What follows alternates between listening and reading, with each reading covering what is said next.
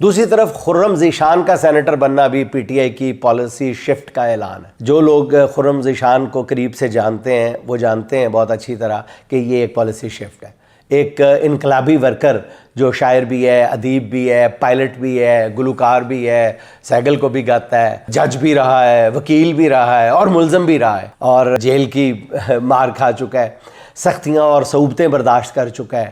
ڈر اب اس کی کھال میں نہیں اترنے کا نام لیتا۔ وہ یہ بھی جانتے ہیں کہ 4.5 کروڑ عوام کی حمایت بھی جو ہے وہ اس کی پشت پہ ہے۔ خرم ذیشان کا شجرہ بھی بہت انقلابی نوعیت کا ہے، جو مزدور کسان پارٹی والے افضل بنگش سے ملتا ہے۔ کیا ایسے لوگوں سے مرکز نے محاذرائی کرنی ہے یا انہیں ساتھ لے کر چلنا ہے؟